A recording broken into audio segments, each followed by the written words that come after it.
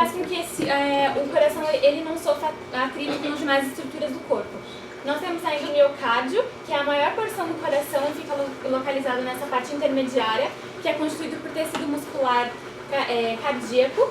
E por último, o endocárdio, que é uma fina camada que reveste o coração internamente, constituída de tecido epitelial simples pavimentoso.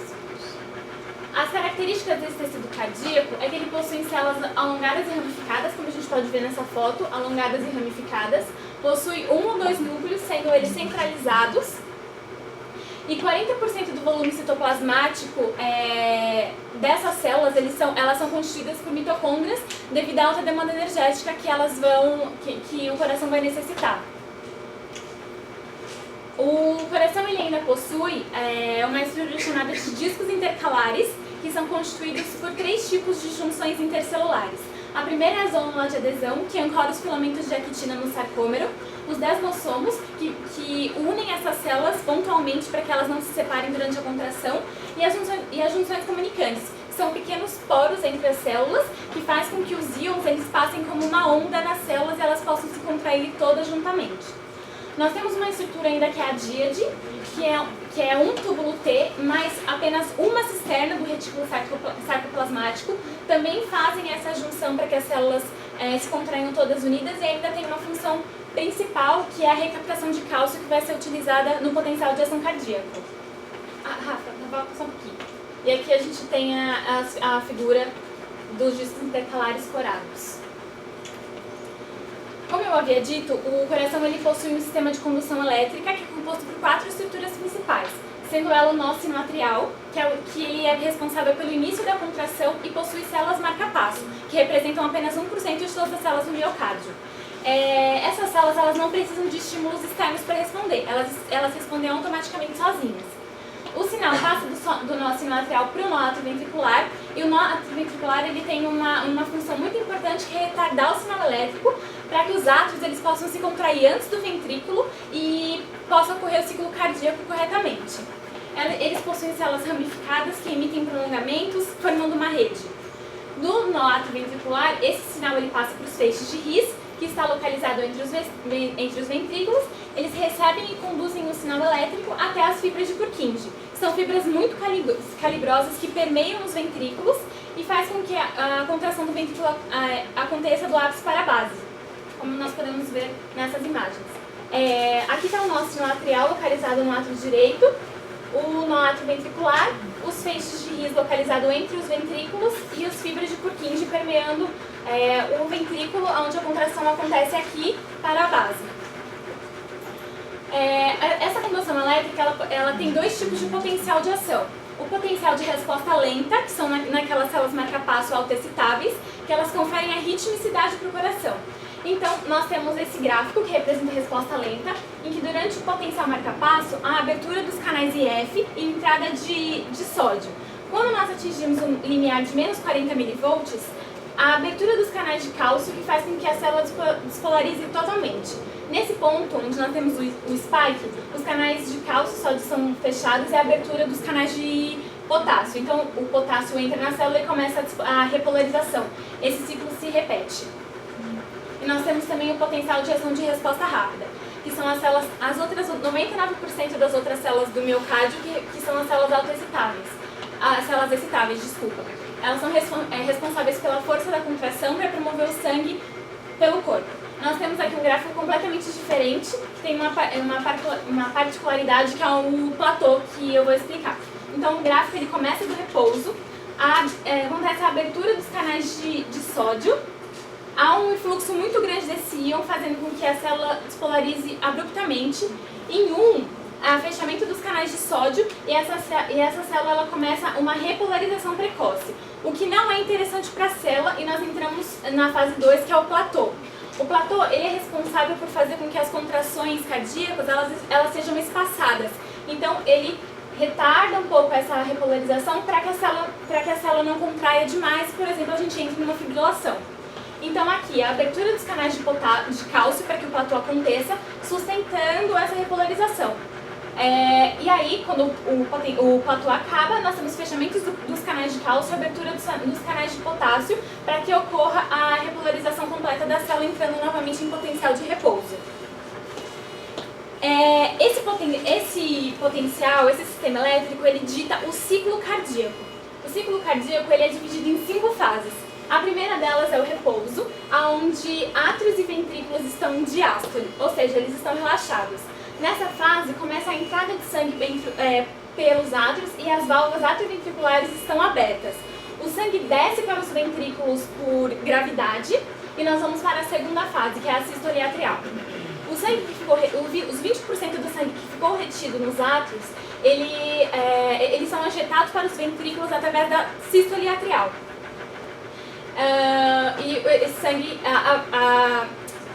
E aí nós vamos para a sistole isovolumétrica, que acontece um fato muito importante do ciclo cardíaco, que é o fechamento das válvulas atrioventriculares, gerando a primeira agulha cardíaca.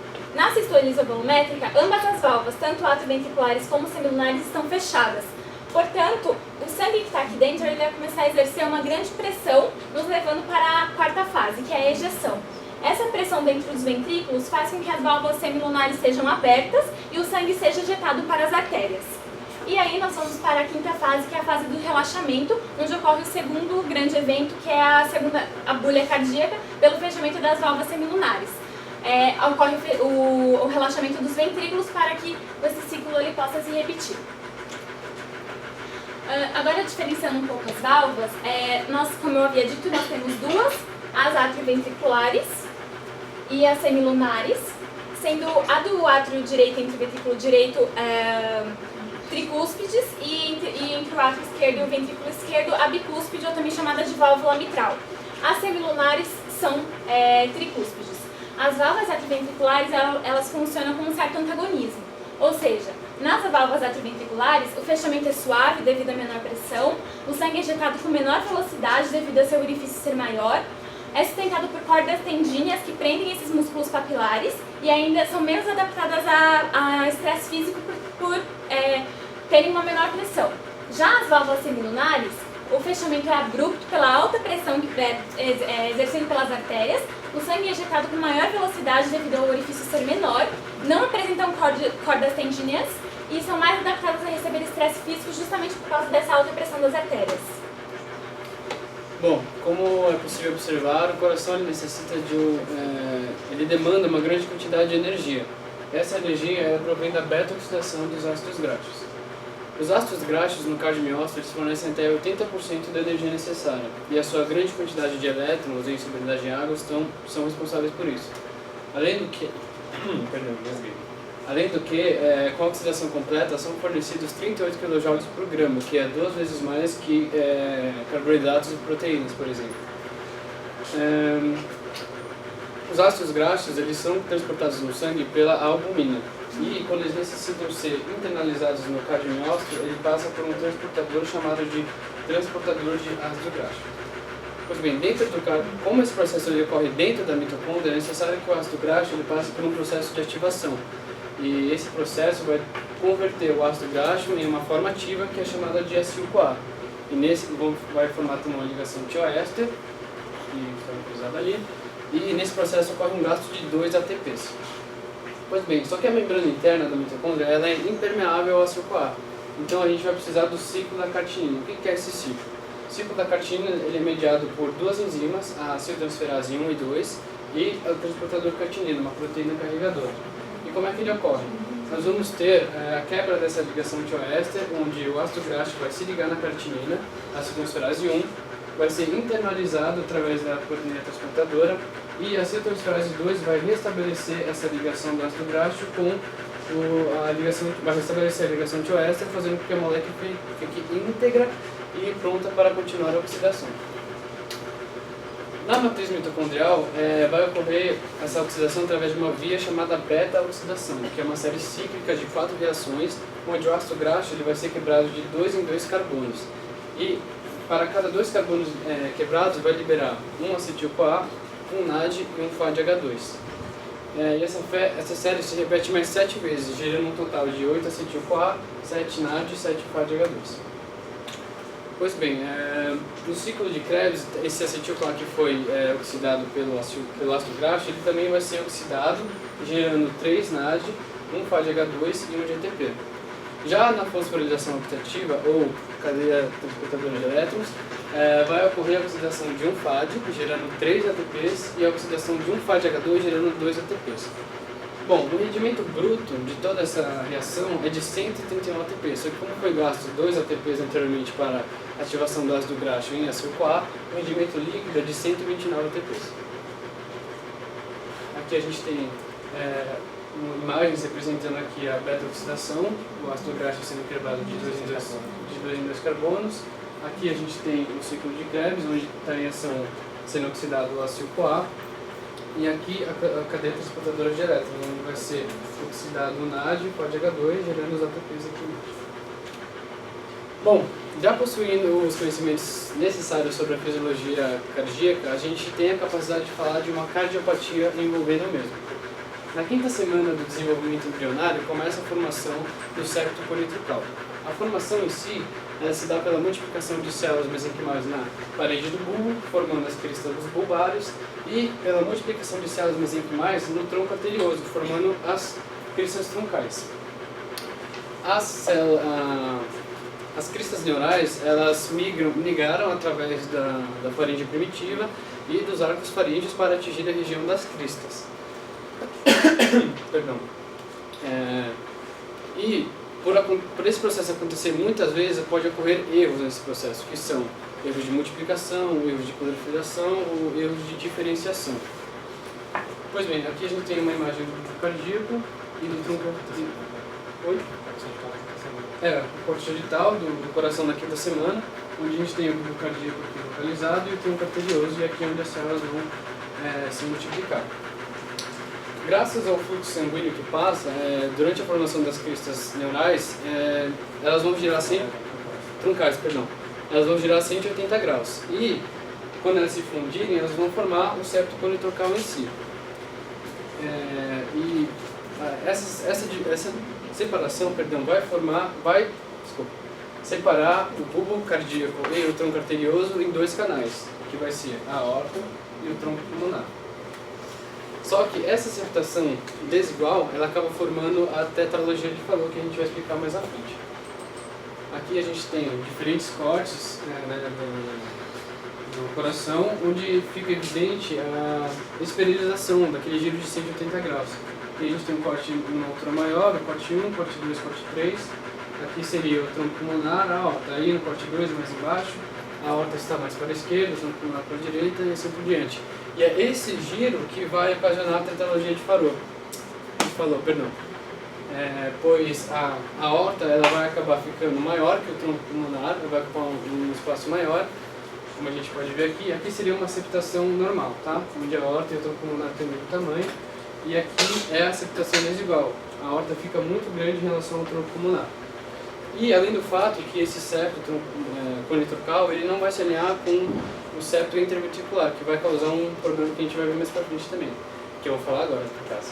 Que são a estenose pulmonar, a dextroposição da aorta, a comunicação interventricular e a hipertrofia do ventrículo direito, que é uma consequência dos demais efeitos. Bom, com a aorta ocupando um espaço maior do que ela deveria, o tronco pulmonar, e por causa da septação desigual, o tronco pulmonar ele vai ficar reduzido do seu tamanho. Logo, vai ocorrer uma estenose pulmonar. O que é essa estenose? A estenose é um estreitamento do tronco pulmonar e que vai dificultar o fluxo sanguíneo naquela artéria.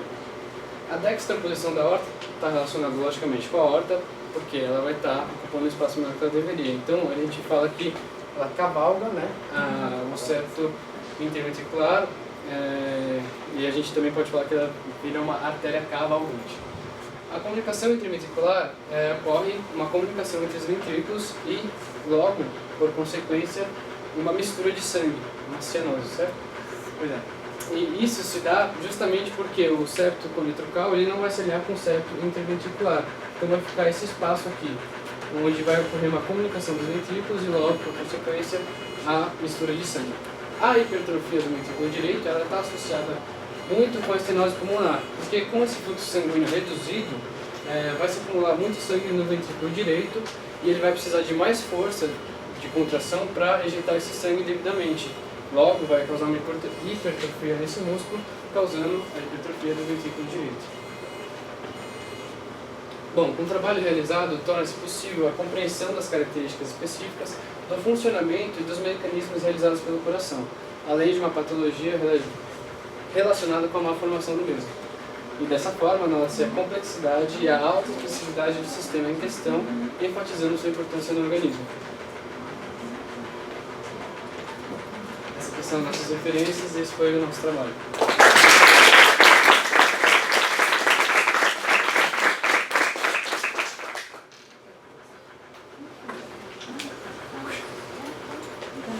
Vamos lá, crianças. Eu achei que estava bem fechadinho o trabalho de vocês, muito bonitinho em relação das informações. Cuidado, no segundo slide continuou o nome introdução e você tinha objetivo e metodologia. Tá? Então, o objetivo e metodologia já não faz mais parte da introdução, às vezes passa mesmo. No início da apresentação, a gente um pouquinho nervoso, aí falou que o coração tem um sistema gerador e condutor de energia. Na realidade, eu acho que você estava querendo falar de potencial de ação, não é? E não de energia metabólica. Não, tá tudo certo. O metabolismo cardíaco é aeróbio ou anaeróbio? Aeróbio. Metabolismo cardíaco é preferencialmente aeróbio. Entendi bonitinho o negócio da díade, das gap junctions. Acho que ficou muito bem explicado essa parte. Tem um slide onde você fala da estrutura da condução elétrica, e você poderia ter colocado as observações na própria figura que você mostra depois, porque acaba duas vezes a mesma coisa, e na primeira a gente fica imaginando, e na segunda você mostra. Eu acho para manter o mistério, né? É fácil. Preservou o mistério. Qual é a característica daquelas células que você fala que atuam como marca-passo que faz com que elas sejam autoexcitáveis? Não teve aquele negócio? Elas não precisam ser estimuladas, elas são autoexcitáveis. Que característica elas têm? Elas têm um limiar de ação muito baixo, né? Então elas se excitam muito fácil. Isso que gera essa autoexcitação dela. Não, você ter um baixo potencial linear não significa que você seja autoexcitado. Você pode ter um potencial linear baixo e precisa de um estímulo com menor intensidade ou menor duração para que o potencial de ação seja disparado. Ela tem formato... Você fica quietinho, respira.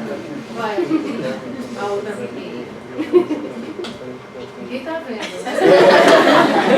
Vitor, control.